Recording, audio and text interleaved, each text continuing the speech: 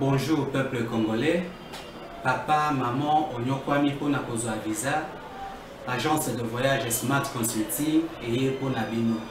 Oza na posa obima na ba pays lokola Canada, États-Unis, ba pays nyonso ba État Schengen, Turquie na ba pays lolenge na lolenge na $500 Smart Consulting et saleli bino assistance et visa. Ba bourse peut être disponible pour na bana nyonso baza na posa okokende kotanga libanda pona pays ya Tunisie, Chypre et Biélorussie.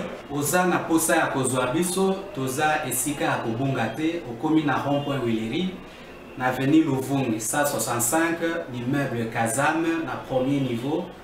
Toza wana oza na posa ya kozwa ba information na nzela ya téléphone. Oza na posa ozwa biso na nzela ya téléphone obengi biso na 081 144 38 91 soit obengi numéro mususu 081 32 62 203. Moussala Kitoko et mon ami Chou et en plus na dirait à Moukier adresse exacte à une seule adresse na Smart vous n'aurez jamais dessus. Na Smart Consulting avec $500 on peut voyager partout dans le monde. Merci. J'ai dit malam on a bien un sous le bakou. On a le plateau de vérité. J'ai dit le 25 mars 2021. Bon, on a besoin de ceci qu'à vous soigner. Bon, c'est un peu partout dans la République démocratique du Congo. Vous avez Libanda et Mboka Oyo. Vous en Afrique. Vous avez Mikil Napoto. Bon, on a besoin de ceci qu'à vous soigner. La République démocratique du Congo. Héritage et la famille Kabila T, la famille Tshisekedi T, la famille Lumumba T, la famille Kengo T, la famille Katumbi T, la famille Bemba T. République démocratique du Congo, ça n'a jamais kaka bandeko oyo bazana kati ba parti politique pour yo loko za na parti politique de comment organiser la République démocratique du Congo ça la kayote de konanga yebet République démocratique du Congo ezali pe ayo congolais nyonso a se retrouver na kati ba organisation politique ata moko te mboka o ezali pe ayo sango moko ya mawa na bande nango na émission yo libota moko na lemba super anala vers ngaba nzela na po benga po kianza po boti ko tonga sika pembeni wana na sima mbula lobby vers 22h libota wana papa azalaki te akendaki musala salaki na tonga pokwa mama vandi mama azana ba nouveau né bana moko ya 3 mois mapasa azali na mwana na ye moko ya 2 ans azalaki na mama na ye ayi ko sunga ye na ndako na kovanda bango ba monika kaboye mabele fungwami na kati ya ndako na bango ndako ezalaki bien carrelé makameso mabele fungwami bazindi na kati ya zelo bandeko na quartier ba quelques agents à l'état bazalaki wana ba bourgmestre bayaki wana ba meki ko bontana ko bimisa bango ba bimisi bana na ba jimo ba nouveau né wana ba bimisi mwana na ya 2 ans ba bimisi mama oyaki ko sunga mwana na ye kasi mama mukolo ndako ba ko bimisa été depuis 22h wana ba ko bimisa na 1h du matin mama wana kufaki na minute nzoto na ye ezali na morgue. J'espère bien que le gouverneur Branga koma kuna na 9h30 même information sur canazuna na comité mais je crois bien azana ntela azokoma kuna zali sango ya passe. Est-ce que mbula nyonso ngo comme makaba deka na kati eloko wana tango na meko swana ba konzi ya commune pena bande comme so basala na ba responsabilités zali partager ba construction anarchique na Kinshasa zali pe base ya ba makambo ebele tozo mona et responsabilité pe la population zali tango tozo mela mai na bouteille en plastique tant que la sachet toujours ça nango nini après tant que toujours boka ngo na ndenge to lingi na désordre na conséquence nango ezokende ko bushaka ba canalisation so mai ezokende ko bebisa ka singa so mai elekaka ezo za vraiment problème donc ça c'est encore nous espérons que nzamba ko ça toke na régie quelques minutes avant de présenter bino invité na biso toke na reste tout élément bongo tokota c'est parti. Bandeko ya labo changu oyo ya IDPS Tshisekedi basangana ki bongo na mobange monene ya conférence débat na commune ya Masina mingi penza na Petro Congo na salle mama Luciana oyo etalani bongo na école Don Bosco pona koyeba na kosolola na bayimboka na mama na likambo oyo etali le peuple d'abord mythe ou réalité tikato yebisa na bino ete baye wapi oyo babiangamaki na milulu yango pona koyeba na kotalisa mama na likambo yango tozalaki bongo na mwana mboka Diabanza, mwana mboka Selio David, pe mwana mboka Gabin Bayiwapi oyo batalisaki yango na ba ebanso oyo bazalaki wana. Sima ya conférence yango, mwana mboka Diabanza aebaki na koloba boye. Le peuple d'abord c'est une réalité, et ça bel et bien une réalité. Pour UDPS a fonctionné dans la logique, il y a le peuple au centre de sa préoccupation. Une dénomination de la Union démocratique pour le progrès social. La première étape, Union démocratique, démocratie par sa définition, le pouvoir du peuple par le peuple pour le peuple. Pouvoir Tozanango, et ça un peuple, et ça un mouvement qui a un makati. Et là, il faut retenir Yawana. Pona oyo etali position ya IDPS Tshisekedi na oyo etali recensement, yepe aebaki na kotalisa boye. Na makambo ozomona, nous sommes prêts pour les élections même demain. Mais biso toza UDPS. Batufo bayeba devoir de mémoire. 2006 nous n'avons pas participé aux élections pour un recensement. Élections à loi à nombre. Okoki kobeta lisolo ya élection te sans bandana recensement. Après recensement, identification des nationaux. Après identification des nationaux. Merci Alva Image bandero so bazana régie. Ikamba New Transkin to meka mwa mke kokota yango. Na jeunesse entreprise zaka pratiquement na 100 bus. Les lieux etika 12 ya pamba. Est-ce que l'entreprise oyo ezalaka ya l'état congolais, ya ville province ya Kinshasa, to peut aller à particulier to meka kokota yango na semaine za ko ya to la bino ba révélation. Invité na biso lelo alobaki Joseph Kabila kozonga te na keli banda Joseph Kabila songa. Alobaki ba okangaye bakangiye na note. Alobaki pour tout ça l'élection, il faut tout bannir recensement, sans recensement tout ça l'élection. Mais au moins sur le tali, on dirait le processus a déjà déclenché parce que après la candidature pour la poste à président il y a CENI, il a déjà lancé et pas la confession religieuse. On a évité peut-être à intéressé, le quoi confession religieuse, le temps sous intéressé. Je crois qu'ils vont comprendre nani tout ça on a avec Pascal Mukuna bonjour. Bonjour. Bonjour papa. Très bien. Depuis qu'avato bananyo sona osenga no senga ba congolais pardon. On a une émission sur quand salaki na yo je crois Joseph Kabila salaki na Dubaï on a une zonga mais Joseph Kabila azonga senga ba congolais pardon nte yana lo bagite Kabila zonga te na yebise ko que kashamata kinga kati batu ya sika baye batu sika ba utu mais va changer ba soldate et ça suba oyayite soki siko ya zongi na place wana place azali azo sentir déjà que le kamana yi sili le kam ya Kabila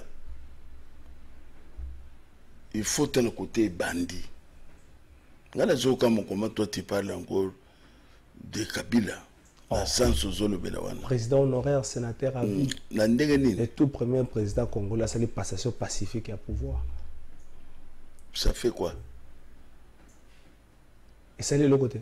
Et c'est le peuple a bénéficié. Mobutu le peuple congolais a bénéficié de alternance pacifique. Peuple congolais a bénéficié de la alternance pacifique. Le peuple congolais a bénéficié de la c'est-à-dire comme mon président na ya kalazo le canapé na nzela azo mon président na ya sika ça le peuple sengo mais ce que c'est là qui bongo le camélion sacré qui prenait donc tika il ne faut pas vous distraire le peuple congolais c'est-à-dire que le phénomène Kabila aux congolais ou consistango puisque l'air to bande qui koloba personne ne croyait que tu comme un état où tu allais là. Parce que là, tout ça, que le Bamabunda, Bassissi, Bakokende, coalition, et Koufa, et gouvernement, et Kokoya.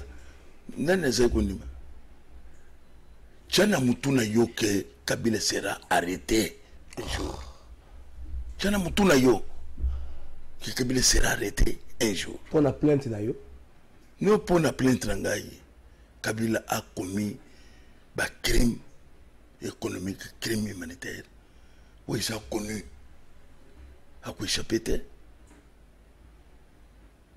Au assistant, au vivre. Kabila a quoi échapper? Et c'est un spectacle.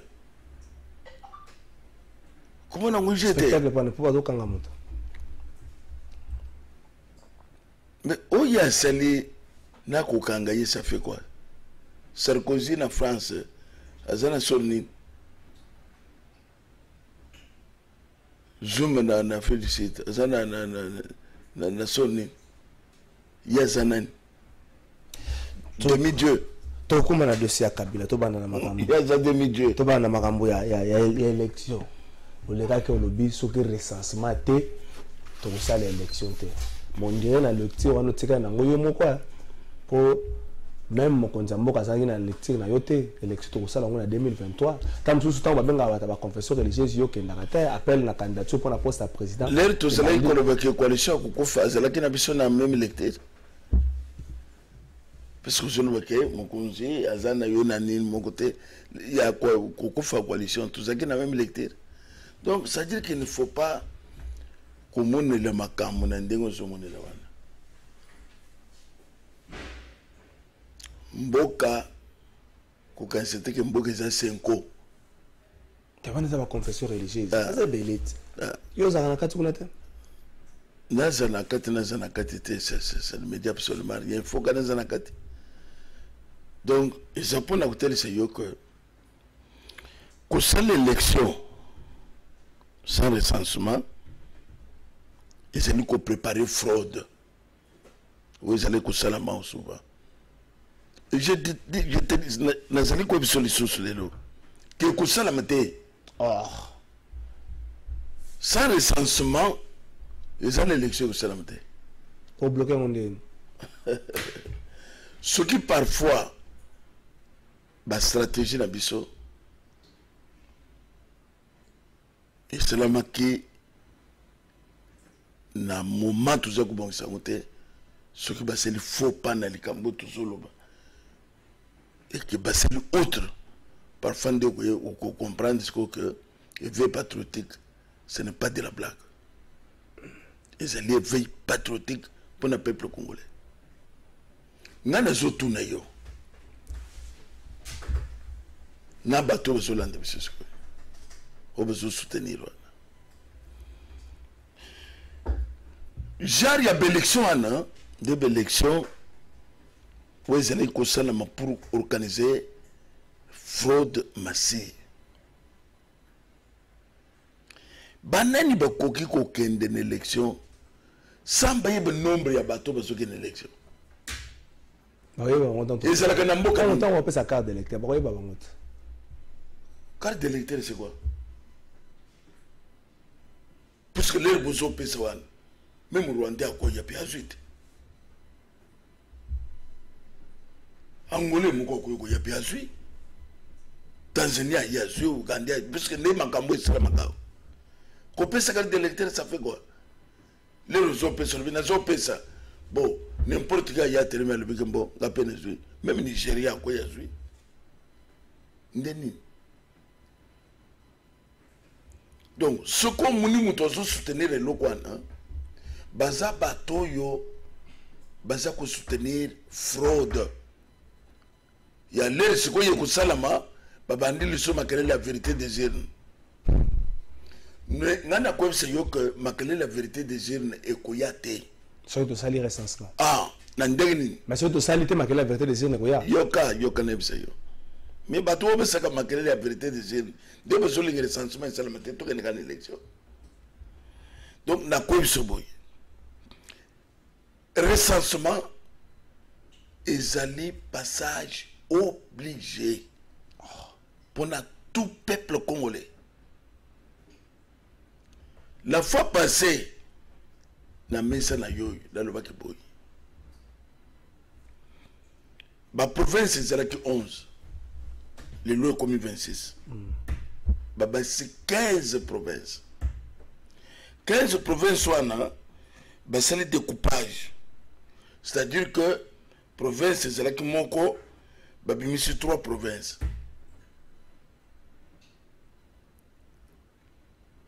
Le coup la Casse orientale et c'est qui province mon co. Mouké, c'est là où 3. Beaucoup y batté. Baou batreli, baza combien? Baou baké nord, baza combien? Baou baké sud, baza combien? Token d'élection. Pour na kaka kozoba fauteuil ba kete ya kufandela tokozala ba chômeur te il faut que na kaka élection toko bola kaka ndenge to mensana c'est ça bit yangwana donc la province nous sommes créer ça ce qui 15 ba koyeba nombre ya bato bazala ba province wana te. Mais quand on a tant bateau, c'est là qui n'a nous bleu, le bateau, c'est là qui n'a nous besoin de comprendre ma quantité, mais pas maintenant. Pas maintenant. Toujours qu'une élection, oui, c'est bon. Nous avons une élection à Zate. Mais identification, il y a bateau. Mais ça processus. Qui est qui? Bah, on lance un messile après l'élection. Ça, c'est processus moulaï. Mais pourquoi si on veut le bateau, on lance un go? Après élection, pourquoi après élection? Besoin ou Lénine? Qu'est-ce que vous voulez là-dedans? Puisqu'on a déjà sécurisé. Tout le monde a respect à la Constitution. Bon, moi, ils ont respect à la Constitution. 5 ans, c'est électoral, ils ont respecté. Recensement, ils ont la Constitution. Donc, le coup de recensement, ils ont la Constitution. Et vous savez, tout est nani azanani. Et c'est très important. Et Yami Balé, 18 ans, ceux qui ont maintenant 4 ans, il y a musée, tout ça, ça fait 22 ans. Tout ça n'a carte d'identité.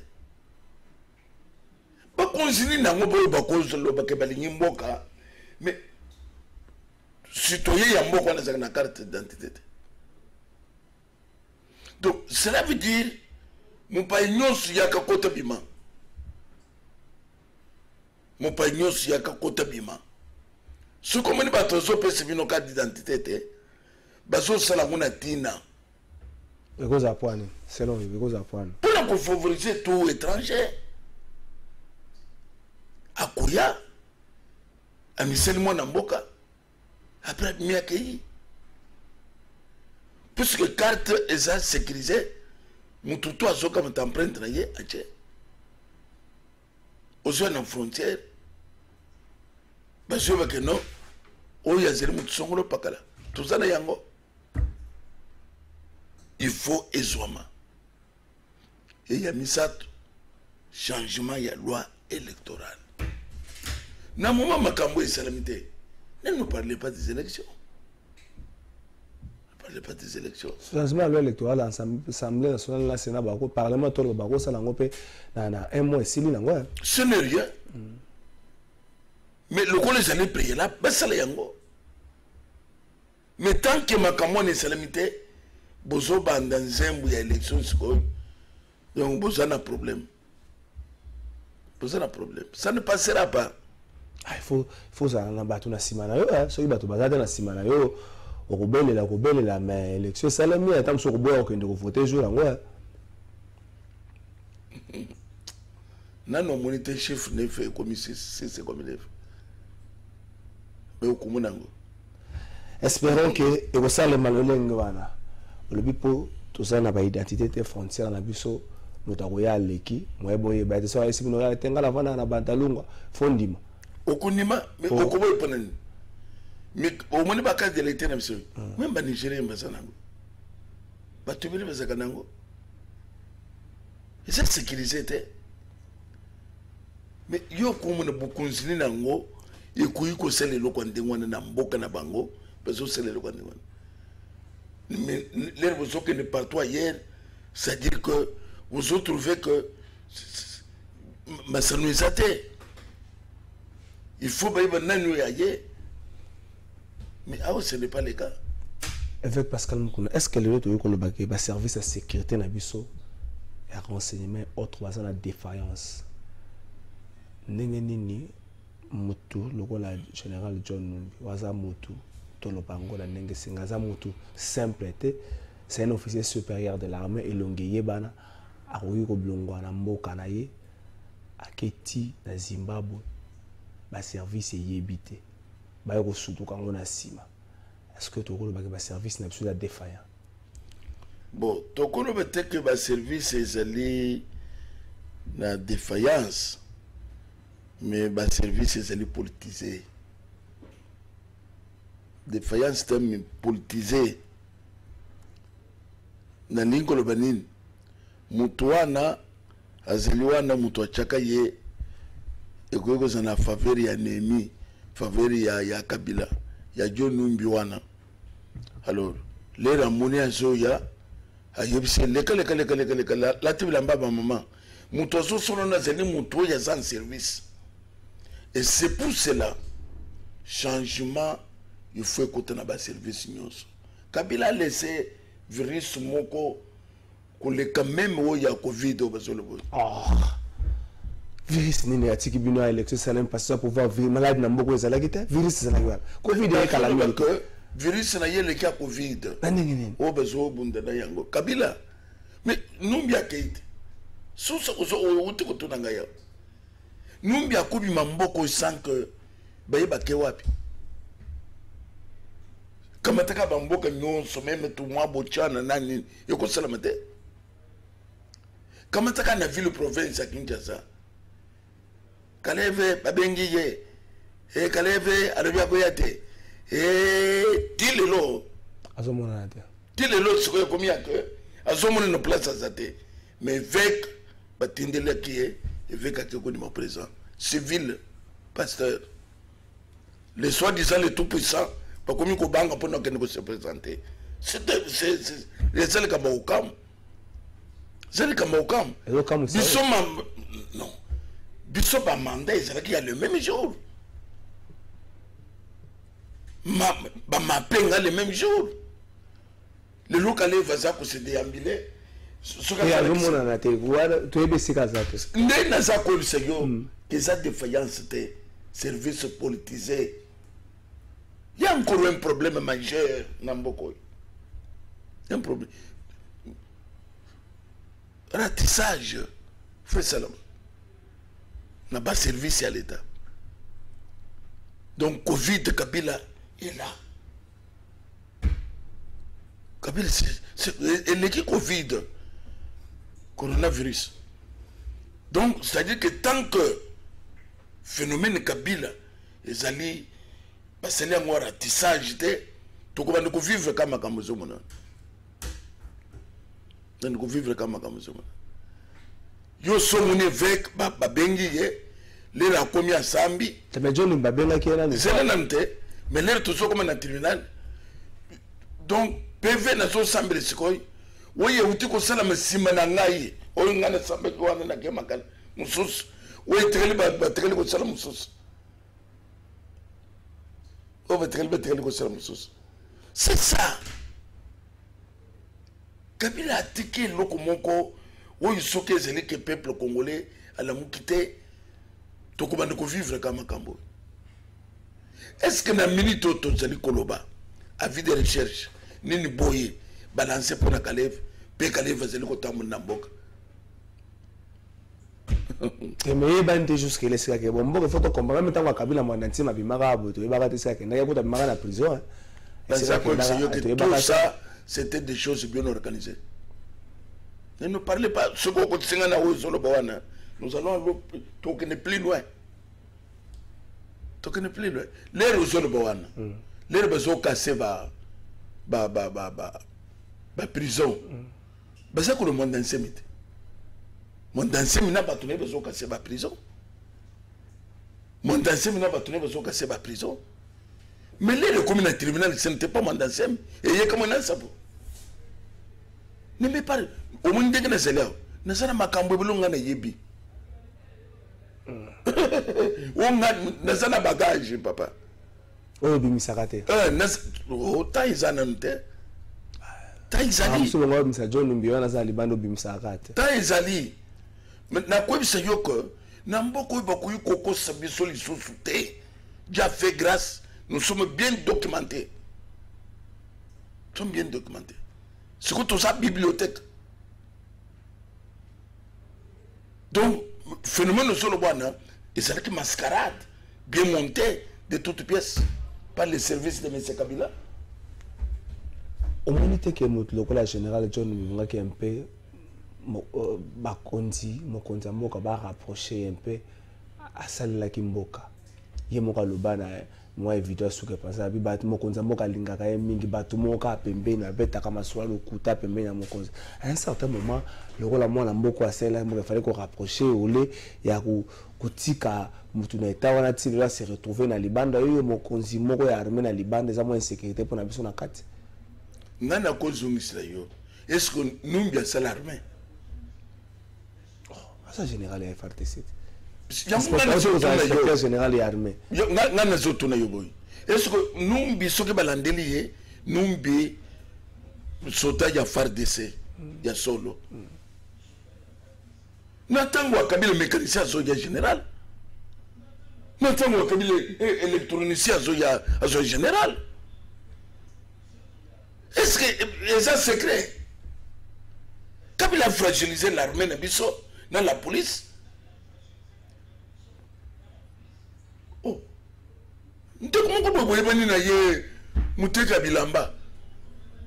Ou comme sauter le repos, on est là, moto là, à son matin, oh. Oh. Qui savent? Les autres, à ce choboy. Oh, on le battait.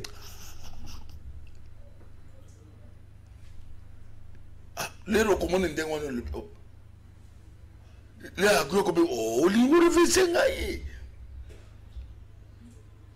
nana comme na milliers wana donc c'est ça beaucoup de autres zakina yango ya oya lingo comme d'ailleurs avant même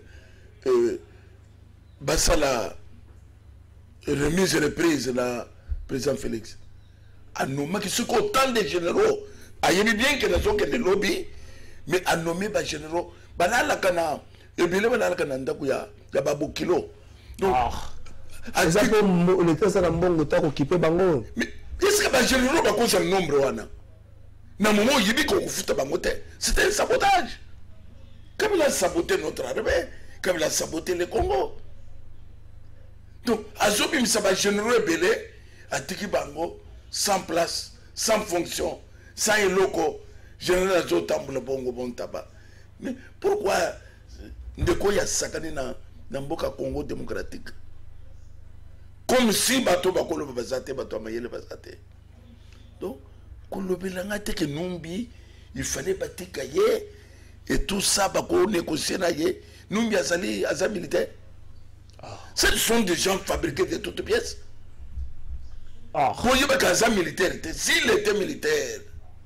À quoi que salo ya salitaire et militaire za kapone ekolo makilina na pone ekolo mais na moment monia makilina pone ekolo te pona Kabila tayati wala ko ba kambana te non mais c'est comme ko to mo na vidéo et lo selwana ateli sino que makilina ngai pona Kabila sacrifice na ngai pona Kabila pone ekolo te numbi seki oui, parce que bato zale ko favoriser ba ngona tina oyo zo mona zo salelo bato ba kinumbi bazai belé l'armée ba so favoriser ba ngote parfois puisque il n'est pas de cette tribu là ngayo ne zale ki moko ya konganga pona wana cheza ba bureau nyos soili partout ce qu'on se soilité ba ko yote. Tu me parles de quoi? C'est ça le système Kabila. Non, bien monté. Azale ko favoriser mon atina pour la protection na ye. Ah, bah tout ça bazo ça makamla ndenge na bango mokonza mboka yebite sur so d'organe ndenge na sali likambo so botaka la même likambo ya mokonza mboka. Tu me pousses encore à aller plus loin. Ngana ko tuna yo. Est-ce Kabila réellement azaki politicien. Est-ce que Kabila est politique? Kabila c'est un commerçant. Yo peut ça registre de commerce. Naza ko yebisa yo. Ce qui registre de commerce. Ah, peut ça registre de commerce. Natangelo yo bilo Kabila sana ngona mboko yi. Natanga ngwebele pe mususu etikala ebele pe. Ah, wana so le commerçant. Oyo ki gana li. Ba hotel nyonso ya minene biloko nyonso. Wana so le bako yo ki na li solo, ba hotel wana mbona sana bakolo nango, yo ki gana li solo. Aux journalistes Lukaka information. On a ça comme c'est vrai. Kabila a exercé qui commerçant dans une affaire ici, qui est président au Zolobawan. C'est pour cela que le ministre Aïba, où il y a Salaboy, Aboma, Assanin, et sa préoccupation a été Kabila Kanganen. Un président veut ici son peuple sur son pays. Et c'est la madame où c'est la mabé. À Koulobanayeta, Fanny de Kimia. C'est que le couplet, c'est que Kobalte et Sekei. Diamant, Zakara, Zaboni, tout le temps la balance. Ah, tout le temps la balance. Tout le temps la calcul. Ya bambon, ya pas minéré. Ya pas minéré. Donc, tika papa, ngana ko yebisa yoko. Ngai, ngana fandia. Makamu ngana découvrir. Au découvrir quoi? Tika, makamu ngana découvrir ya mboko. Personne ne peut me mentir. Personne. Dieu m'a fait grâce. Il y a beaucoup na oyo bango ba communiquer soki secret soki lini nzamba seleke na mboko na zana makam news comme ça. Comme ça. Donc tika Kabila a bêti le bakuna ye ndenga yaki a commis à salo union soit sali. Gloire à Dieu. Gloire à Dieu. Merci na ye. Merci na ye na union sociale ba congolais c'est tout. Na union sociale ba congolais. Na moni ndie kande comment quitter ça moi malam. No wa kande comment quitter envers le président honoraire ça moi malam po bangonga mo za ina kanda makasi envers président. Non, kanda makasi zanine. Je vais te dire une chose. Puisque les blancs savaient bien que Kabila n'est pas congolais. Ah, avec Pascal Mukuna wana tu confie dans le blanc. Ce que c'est le bon monsieur Goya, na quoi ne fait que même image. Parfois on connaît voilà mundele mo azobeta li solo. Mundele mo azobeta li solo. Ah OK, c'est bon. Mundele mo azobeta li solo. Yo que ce qu'il te connaît c'est le il savait très bien que il n'est pas fils du pays. Ah. Mais ils l'ont mis.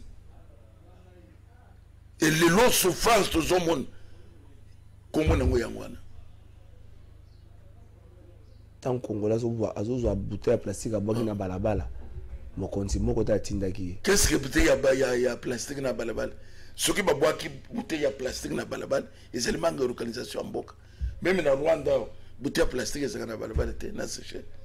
Ils ont l'organisation ou ordre bateau à côté. Ceux qui bâtissent mon peuple là vous savez. Yo le bébé là-bas, donc c'est ça. Avec Pascal Mukuna, Premier ministre Banda Kota, plus d'un mois, gouvernement Zobimate, au décrit un retard au gouvernement Ilunkamba et Swaka. Mais retard au gouvernement et nous sako vandi kimia. Na vandi kimia. Presque 40 jours de aucun déjà depuis le Premier ministre Atiab. Est-ce qu'on a besoin que Kabila n'a pas pas bloqué na kata le ngomba na bazana bango pété. On a besoin que bango va pas bloqué. Na zone bako puisque le bique bo vandi kimia. Mais l'air batunyo so vandi kimia. Ba yeba ite que vekazeniko koma, azako enregistrer, azako calculer. Les a déclenché FCC Kachuba Yebsi Sobakor. Sinon, tu montes les opéras. Beaucoup de monde en était. Même si quoi, Nazana Katina Kokoma. Zana Katina. Pour moi, union sacrée. Non, union sacrée. Ce qu'on le union sacrée au Bank Singaye. Ce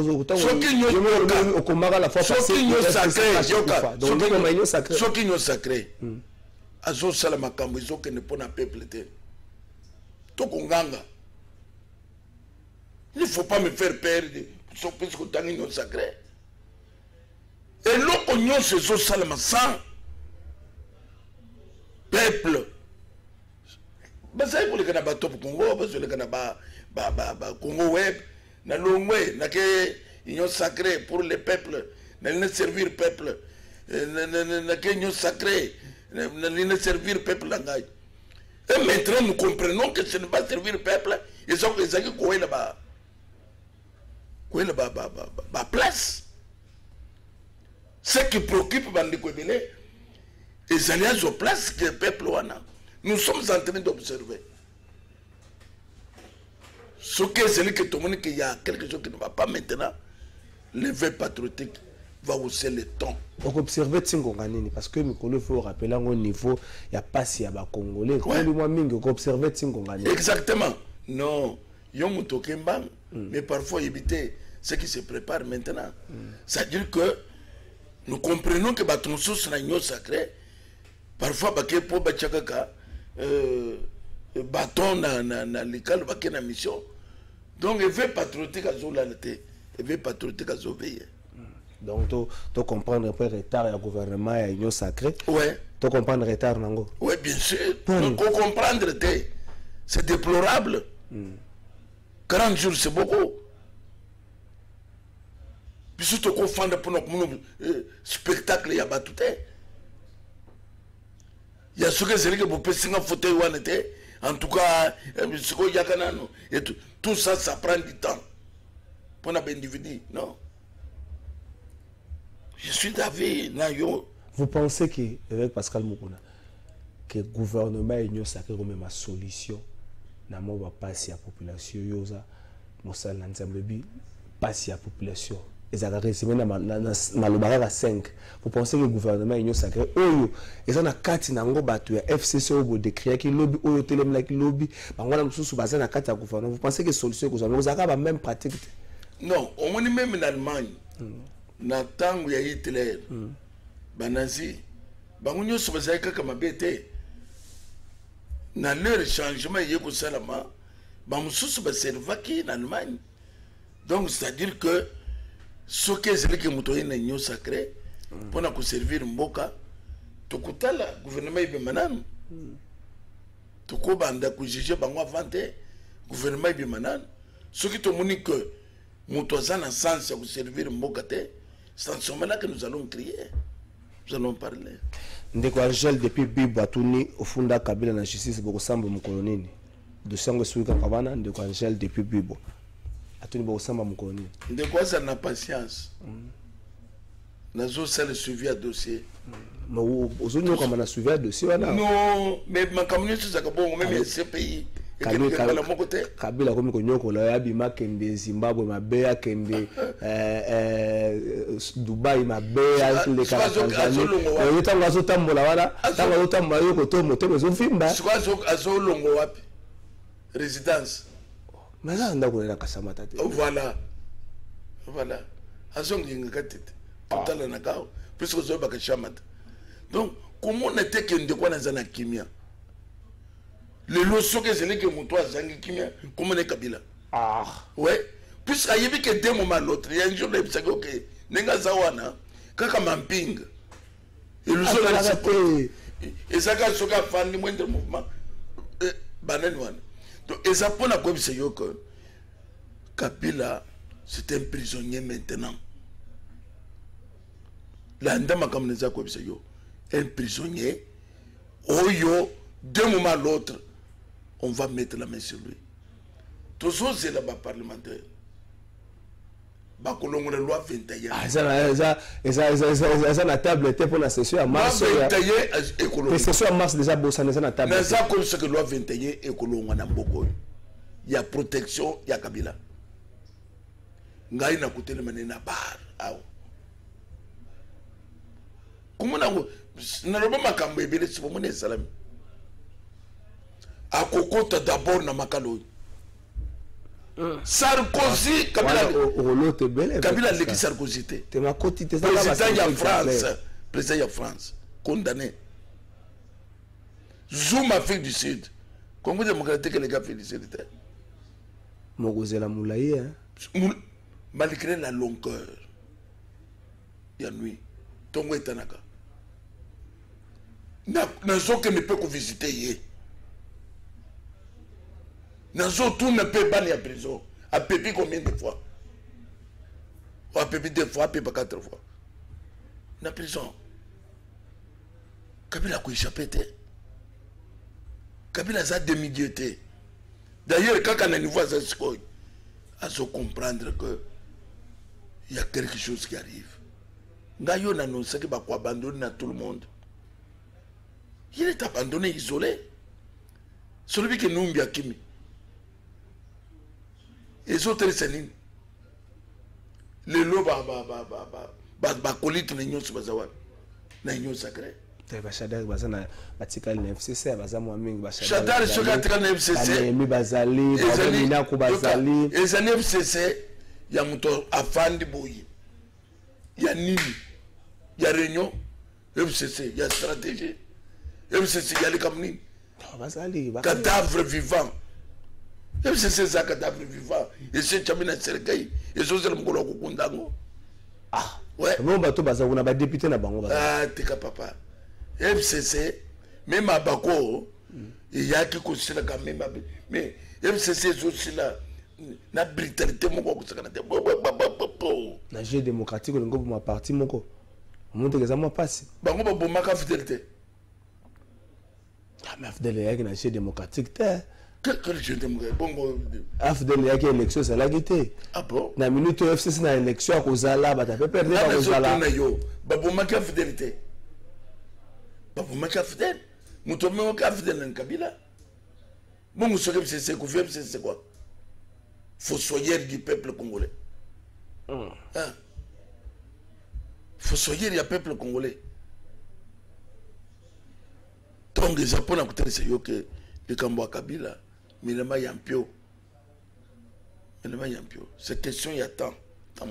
Bah tu bénis bazo kansa que kuvanda ko betaka le sola Kabila comme ko sala ngope moi et comme ko sala bato moi malamu te Kabila kenda kala atika mboka évoluer 2 ans toujours que le 3e année yango to koma kala mingi leso to komi na j'avais 3e année kuzongela kama kamna yeba on nous a un problème personnel on dira la kaka loko moko tango parce que na malamu apesa yote soka la kaka loko apesa yote lo baka ba apesa mbala moko ngana zo tuna yona ce que c'est le cas ça kendeki kala inyo sacré yeponani wana bato bazaki na kati te bazaki na kati wana bato bataki na kati ya gouvernement bato batikala na kati ya gouvernement ba député bazaki na kati ya assemblée nationale ne bazaki na problème na bango même bilenge pe PRDR ba batomboki balobi nini tokoya na biso kovanda ntango molai autorité morale te mutache bino mabe bino moko ba ministre na ba député comportement na bino mabende même biso na makambo bilenge pe PRDR balobi yango yokani biso yo c'est Kabila kendeki te Kabila azalaki na service et sécurité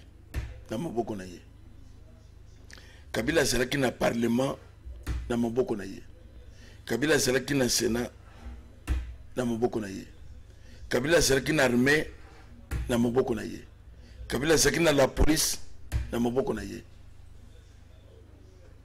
tu me parles ce qu'on dit même les bateaux pendant ces 2 ans Moussalo est que le président Félix Assali Yamakasi c'est faire disparaître la main de Kabila Namboka, la institution. Puisque c'est là que ce que c'est là que Balimba Sali Lokoboye, ministre de Kabila ne vit jamais que ça la mette. Ozo yeba bien que le président a donné la manifestation koto, ba on est sur matika kingakati. Bazana réunion na autorité morale. Yebi sanga ile rezolo bake asa kendeki, akendeki wapi. Gouvernement, il y a eu ces cash, il y a eu ces majoritaires, tu me parles que Kabila a accueilli. Donc, c'est ça. Et ça pour nous dire à c'est maintenant que Kabila a accueilli. À 100% selon eux? Pas même à 100%, puisque c'est que les alliés, au Tokolobao, nous, Biazo Kende, sans qu'il y ait un service de sécurité, il y a un accueilli. C'est que les alliés, il y a un ratissage, et ça là. Donc, on a dit que c'est que les Kamukete. C'est que les Kamukete. Ah. Ouais.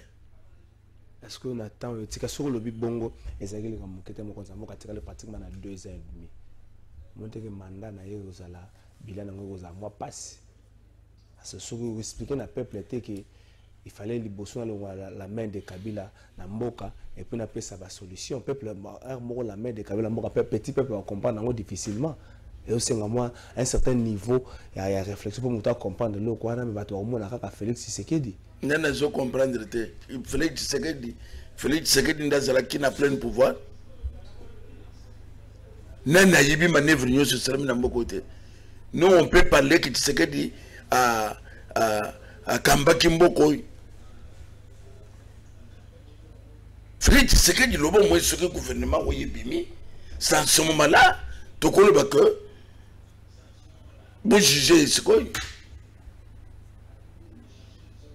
comment tu mis tu comme penser basketteur tu le lot tu me parles que président c'est des ans on est des ans ce qu'on a zoboy le président a zoboy avec ordre yanan un ministre de la justice que na bengi yemei batunyo sur Hollande et l'ingol manin yemei ya zelo ko pesa ba ordre yo kan sika le loi fani na ndako à comprendre te donc et ça prend peut-être ce que mboka ezalaki na maboko ya Félix te je suis en mboka ezalaki na maboko ya Kabila ko banda banque centrale tinase la banque ça na niveau na logo changer te surtout que tu comprendre na niveau na logo changer na niveau peut-être ya parlement ya selande makambo bulungani les restes entreprise publique makambo belé ça donc ndengwana mais ce que ministre ya économie ya finance a personne de que lo kwani bi mete banque centrale bi mchangote c'est-à-dire qu'il va tourner besoin concept donc c'est pour te dire que c'est Kabila qui dirigeait. C'est Kabila qui dirigeait. Donc, quand le bilan m'a comme désenté, même peuple congolais au Zoloban a yebi. Peuple congolais a yebi. Donc, ça les 6 mois où il y a Covid. Mboka tout bloqué. 6 mois. Au moins, il y a un partenaire moko. C'est moi facile. Partenaire ya cash ya moko zaki FCC akoyoka ndeko facile mais na partenaire belozu baati le ko bo partenaire MLC na Jean Pierre Bemba partenaire ensemble na Moïse Katumbi partenaire bato bauti FCC basalo na comboté to be FCCL union sacrée partenaire comment na partenaire presque 4 ko poser problème te na mokonza mboka bon pour natil na biso toujours mona wana te toujours mona peuple congolais réuni pour Namboka et Kendile Bosso. Ce qui est celui qui montoyé na esprit oyozo monawana a kokutana na peuple congolais ne veut patriotique na nzela. Nous on n'a pas besoin de ça. Ce que vous allez ensemble, ce que vous allez il y a qu'un souci à peuple. Mais quand il y a une idée que le collègue c'est ça, c'est une cage. Ce que vous peut touiller, non, ça ne passera pas. Peuple a souffrir.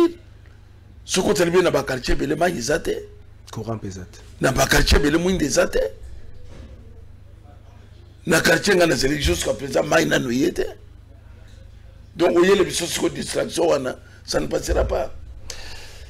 Avec Pascal Mukuna, John Lumbi na Zimbabwe, Kalev Yesika Zali Yebanite, Tolo Banini, le Sambo Union Sacré Zo Kokisama. Le Sambo, il y a plutôt il y a éveil patriotique, les autres Kokisama. Il y a éveil patriotique. Ouais, pourquoi pas. Les autres Kokisama. Les autres Kokisama. Ah. Mais éveil patriotique à Salim Moussaret.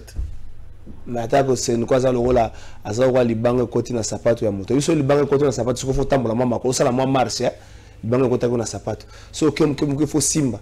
So tam so banga bokilo sana simba mo ngumba mezate po longolango. Kuna basi balazaki appel. Yoka, trésor. Kuna basi balazaki. Et cause la maloba na ngai parfois ya suka. Senko ezali organisation interne ya église catholique. Senko n'a rien à voir na peuple congolais, na l'état congolais.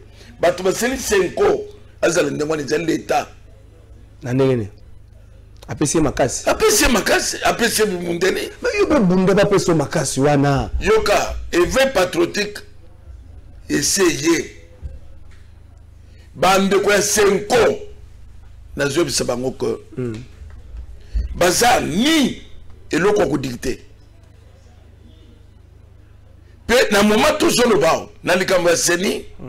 5 ans azane eloko 5 ans sabimisa mal. Nabanza ba 2 fois te mama malukaka o après les ngo imulunda ba méthodiste après l'église de c'est là ngo imulunda ye azalaki ya ba méthodiste quand on a nanga ba église de réveil nanga réveil te nazo nanga kozala soko lingi benga ye benga mukolo mususu yao ba église de réveil na lobi ke benga mukolo mususu tozala na ye l'herbe nommé nanga ngai muto liboso ko ngako lo ba ko telemela ka nanga asa muto église réveillé église e bana kate église ni asa que église ni jusqu'à ce que to sali ba réunion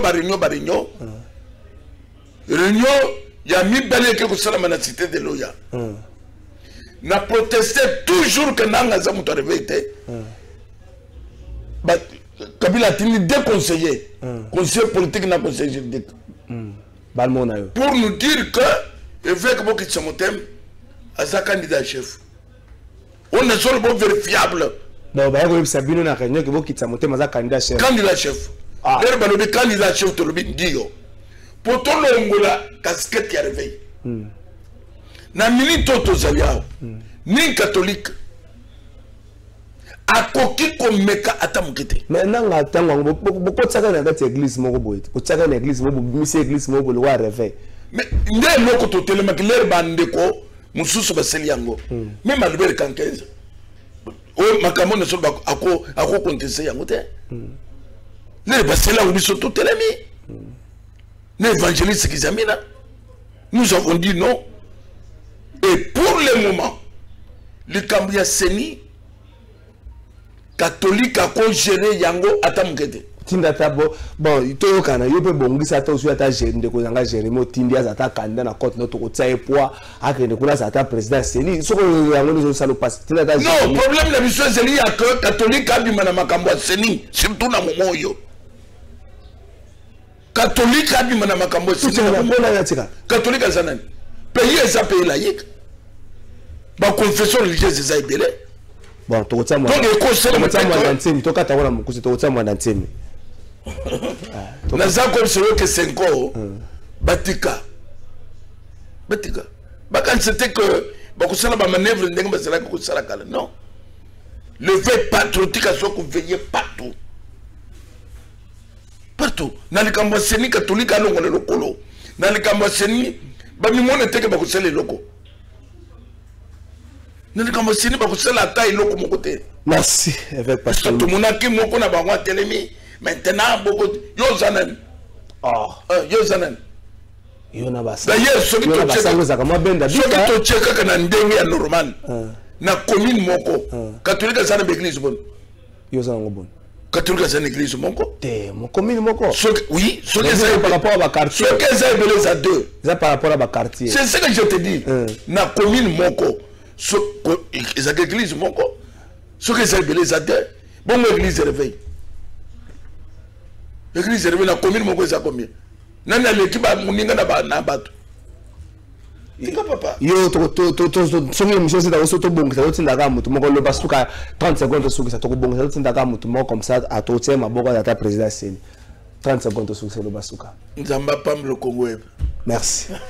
Merci. To suki ça le Eric Kukodisa abunga ki depuis mokolo ya lundi azaka na matonge sur Sendwe abimeka bo bandeko bakasi ko ake musala ti lelo azozonga te elongi na yewana soki bomonie bozanga te ko benga na numéro 081 508 74 59 081 508 74 59 topé na 085 89 03 866 soko busani ba numéro oyo bengi biso na numéro na biso to ko sunga yo compte en contact na libota pona ko permettre second koyo amonana alataki teni moko ya musala alataki teni moko ya musala teni moko ya jaune depuis tango abimaki to suki sabande kwa mlag ouais quand même na président Jean de la Croix Landa bazana réunion moko la dimanche basengi na bande ko nyoso bavandaki na Nigeria basi c'est na réunion za l'assemblée générale à Liboso ceux qui bozali ko zala bien mais bande ko ba ko na possibilité ko yate bo signaler bango ba ko sala bino ngo par vidéo conférence et permettre bino bolanda réunion wana na nenga malam to ceux qui c'est mission na biso lelo na moka son reste avec Pascal Moko na zanga ka kimi tanga monaka Joseph Kabila na ba voyage na kanisi kaka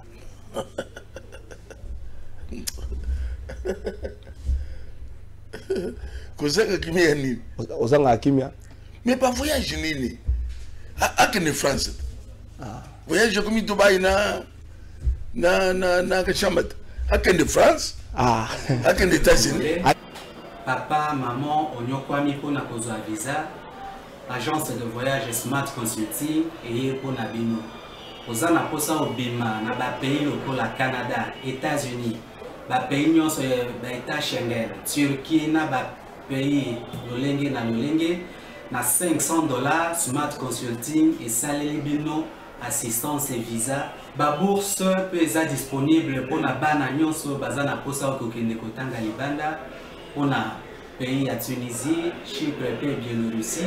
Ozana posa ya kozwa biso toza esika ya kobunga te okomi na rond-point Willery. Na avenue Louvungi 165, l'immeuble Kazam, na premier niveau. Tozawana, ozana posa a kozwa d'information, nanzela à téléphone.